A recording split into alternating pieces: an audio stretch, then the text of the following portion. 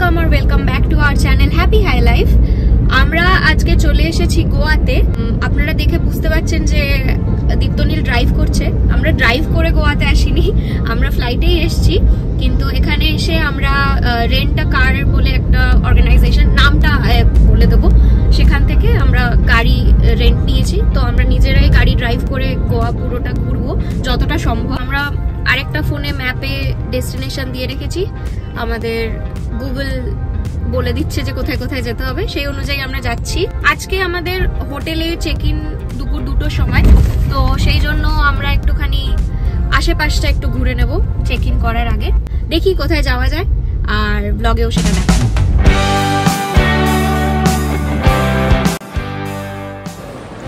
এইটা হচ্ছে মনোহর ইন্টারন্যাশনাল এয়ারপোর্টের অ্যারাইভাল হল, যেটা হচ্ছে নর্থ গোয়াতে, মানে মোপাতে। গোয়াতে কিন্তু আরও একটা এয়ারপোর্ট আছে, যেটা হচ্ছে ডাবলিম ইন্টারন্যাশনাল এয়ারপোর্ট, সেটা পানাজির কাছাকাছি। তো আপনারা যদি সাউথ গোয়াতে থাকেন তাহলে কিন্তু আপনারা ডাবলিমে যদি ফ্লাইট বুক করেন সেটা বেটার অপশন হবে। আর যদি আপনারা নর্থ গোয়ার কোথাও থাকেন, মানে অঞ্জনা, বাগা, কালাঙ্গুট, মোরজিম, অ্যাশভেম, এই সমস্ত জায়গাতে যদি থাকেন তাহলে ডাইরেক্ট ফ্লাইট কিন্তু আপনারা এই এয়ারপোর্ট অবধি বুক করতে পারেন। চলুন, এই আমাদের যাত্রা শুরু হলো। আমরা এবার গোয়াতে মাত্র 2 দিনই থাকবো। আমরা এবার থাকছি নর্থ গোয়ার মোরজিমে, সেখানে অ্যারেলিয়া বিচ রিসর্ট বলে একটা রিসর্টে আমরা রুম বুক করেছি। এই ভিডিওতে কিন্তু সেই রিসর্টের রুম ট্যুরটাও আপনাদের সাথে শেয়ার করব, তো পুরো ভিডিওটা দেখতে থাকুন। গোয়াতে পাবলিক ট্রান্সপোর্টের অসুবিধা আছে, সেটা হয়তো আপনারা সবাই জানেন। ওই জন্য যারাই এখানে বেড়াতে আসে তারা একটা স্কুটি বা গাড়ি ভাড়া করে গোয়া শহরটা ঘুরে বেড়াতে পছন্দ করে।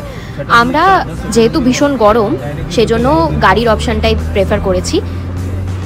যেখান থেকে আমরা গাড়ি রেন্ট করেছি সেখানকার নাম হচ্ছে ভাইলাঙ্কানি অটো হায়ার্স। ওদের যে অফিসটা বা যেখান থেকে আপনারা গাড়িটা পাবেন সেটা এয়ারপোর্ট থেকে প্রায় 2 কিলোমিটার দূরে। তো আমরা এক্সট্রা কিছু অ্যামাউন্ট ওদেরকে দিয়ে এয়ারপোর্ট থেকে পিক আপ এবং ড্রপ অফ সার্ভিসটাও কিন্তু আমাদের এই কার রেন্টাল সার্ভিসের মধ্যে ইনক্লুড করে নিয়েছিলাম। আপনারাও চাইলে সেটা কিন্তু আপনাদের প্যাকেজের মধ্যে ইনক্লুড করে নিতে পারেন। ওদের সিকিউরিটি ডিপোজিট বলে কোনো আলাদা অ্যামাউন্ট লাগে না, কিন্তু আপনার যে কোনো একটা অরিজিনাল আইডি কার্ড ওদের কাছে জমা রেখে দিতে হবে গাড়িটার বদলে। তো আপনারা যখন ওদেরকে গাড়িটা ফেরত দেবেন ওরা আপনাকে অরিজিনাল আইডি কার্ডটা ফেরত দিয়ে দেবে। আরও একটা ব্যাপার হচ্ছে পেমেন্টটা। আপনারা যখন গাড়িটা নেবেন তখনই কিন্তু ওদেরকে পুরো পেমেন্টটাই করে দিতে হবে।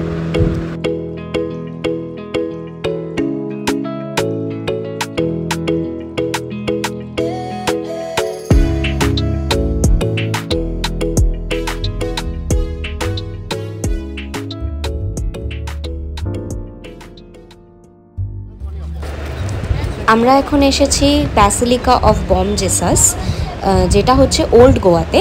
এই চার্চটা ভীষণ ফেমাস আর অনেক পুরনো। এখানে কিন্তু সেন্ট ফ্রান্সিস জেভিয়ার্সের বডিও রাখা রয়েছে। আরও একটা জিনিস শুনেছি যে সেন্ট ফ্রান্সিস জেভিয়ার্সের বডি নাকি একেবারে অক্ষত অবস্থাতেই রয়েছে, আর সেটা একটা কাঁচের বাক্সের মধ্যে রাখা রয়েছে। আমরা এবার ভেতরের দিকে যাই। ফটোগ্রাফি ভিডিওগ্রাফি তো করতে পারবো না, তাই আপনারা গোয়াতে এলে ওল্ড গোয়ার এই চার্চটা ঘুরে যেতেই পারেন। হয়ে গেছে আমাদের চার্চ ঘোরা, খুব ভালো দেখলাম। অনেক অনেক পুরনো পেন্টিংস, অনেক পুরনো ইতিহাস, এই যে স্থাপত্যগুলো আমাদের রয়েছে সেগুলো কীরকমভাবে ধরে রয়েছে তা এর ভেতরে না ঢুকলে কিন্তু জানা যায় না। যাই হোক, সকালবেলা বেরিয়েছি, এখন ভীষণ খিদে পেয়েছে। আরও একটা এরকম সুন্দর চার্চ দেখতে দেখতে আমরা চলে যাচ্ছি আমাদের গন্তব্যস্থলে। যাওয়ার পথেই আমরা আমাদের লাঞ্চটা সেরে নেব। অনেক রিসার্চ করে দেখলাম ফ্যাট ফিশ বলে একটা রেস্টুরেন্ট আছে, যেটা আমাদের রাস্তাতেই পড়বে, তো সেখানেই যাচ্ছি।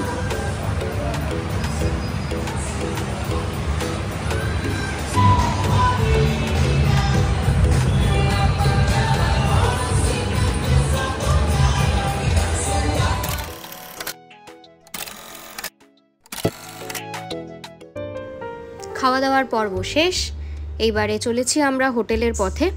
উফ, যা খিদে পেয়েছিল, পেট ভরে খেয়ে এখন একটু শান্তি লাগছে। আমরা নিয়েছিলাম একটা ফিশ অ্যান্ড চিপস আর একটা গোয়ান ফিশ থালি। কারা কারা গোয়ায় এসে গোয়ান ফিশ থালি ট্রাই করেছেন আমাদেরকে কমেন্ট বক্সে জানাতে ভুলবেন না। বক বক করতে করতে আমরা হোটেলের কাছাকাছি প্রায় চলেই এসেছি।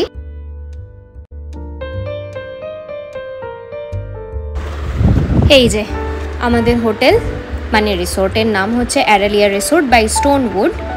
এটা অনেকটা বড় একটা প্রপার্টি, আর এই প্রপার্টির মধ্যে কিন্তু সব রুমগুলোই না কটেজ কটেজ করা, মানে সবই সুন্দর কাঠের ছোট্ট ছোট্ট ভিলার মতো করে তৈরি করা। এই পাশটা সোজা গিয়ে বাঁদিকেই হচ্ছে বড় কার পার্কিং। এটা কিন্তু বেশ বড়, মানে অনেক কটা গাড়ি এখানে খুব সহজেই পার্ক করা যাবে।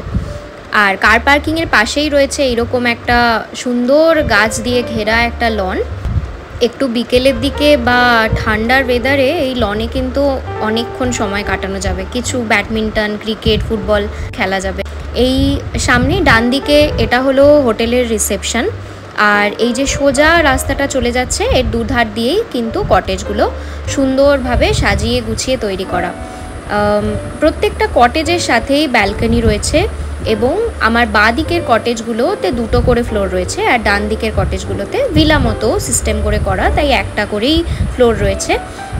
আমাদের রুম হচ্ছে একেবারে এই ডান দিকের সারির একেবারে লাস্টের রুমটা।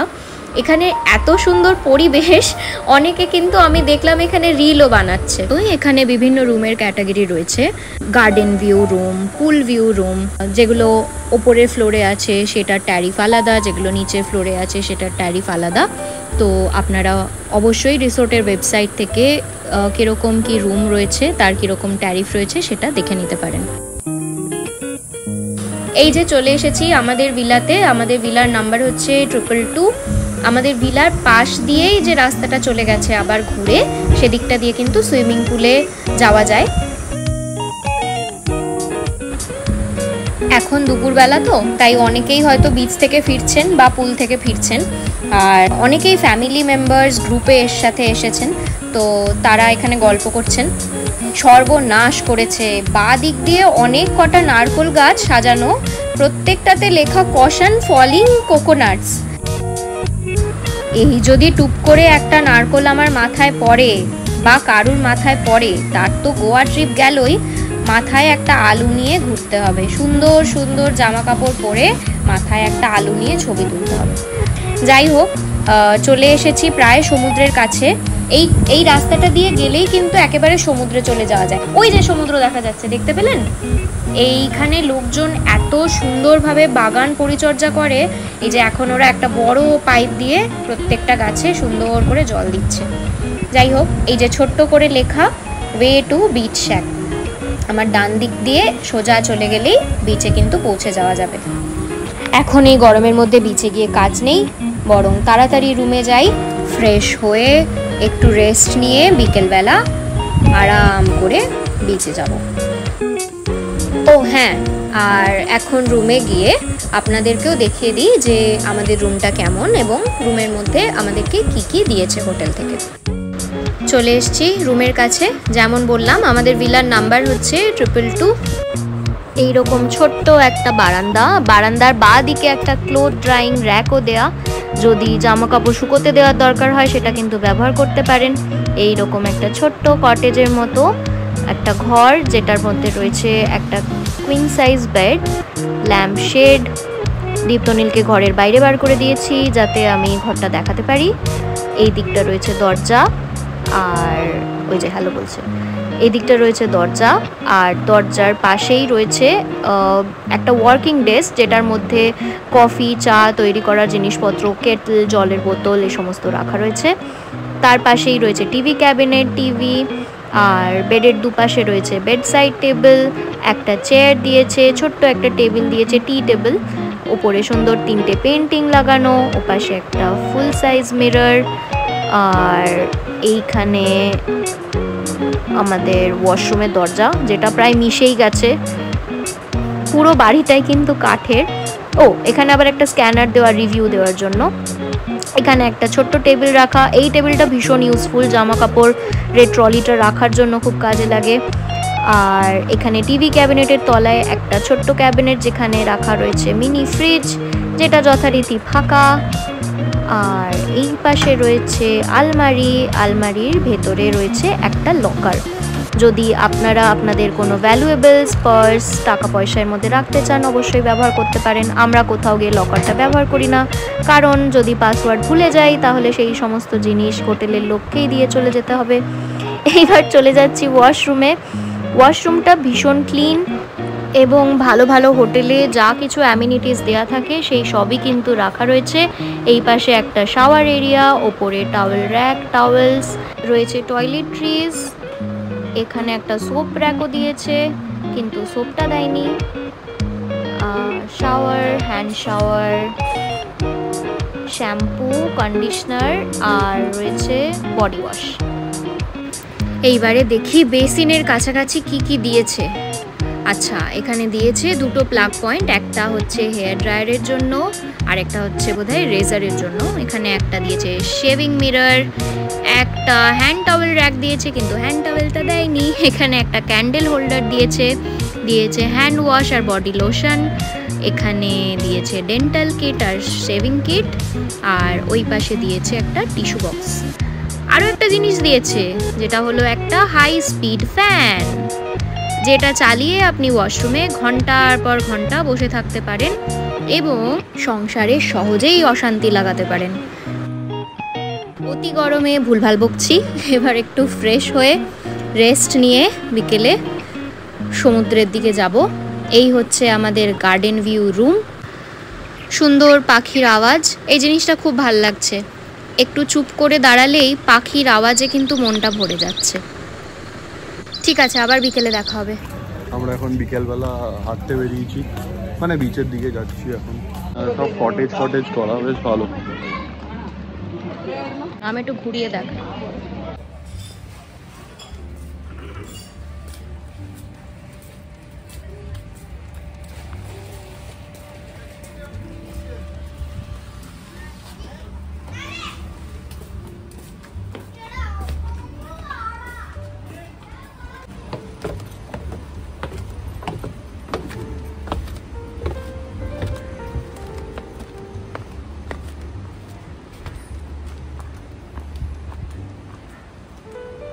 জঙ্গলের মধ্যে দিয়ে যাচ্ছি আমরা বিচের দিকে। সুন্দর।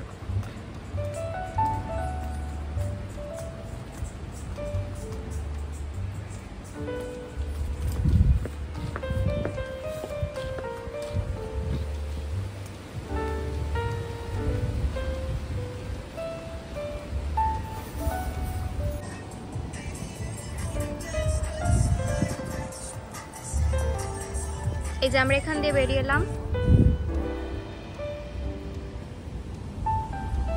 এটা মরজিম বিচ।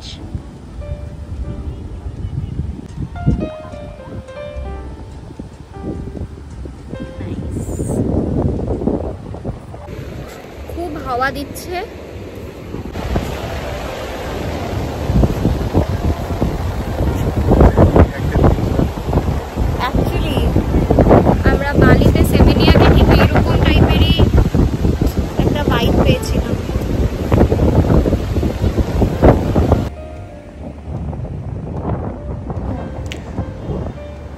তো আমরা এখানে এখন সানসেট এনজয় করতে এসেছি, বেশ ভালোই লাগছে। হাওয়াটা এখন একটু ঠান্ডা ঠান্ডা হয়েছে।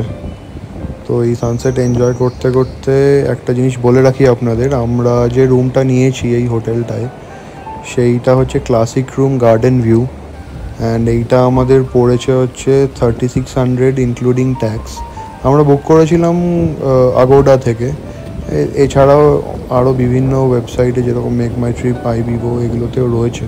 তাছাড়া ওনাদের নিজস্ব ওয়েবসাইটেও রয়েছে, তো ওখান থেকে আপনারা চাইলে বুক করতে পারেন।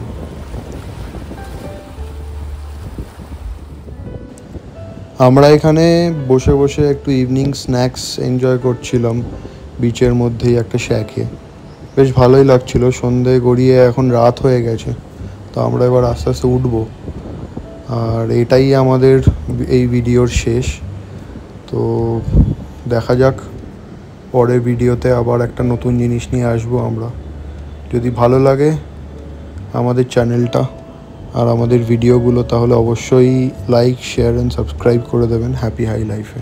দেখা হচ্ছে পরের ভিডিওতে।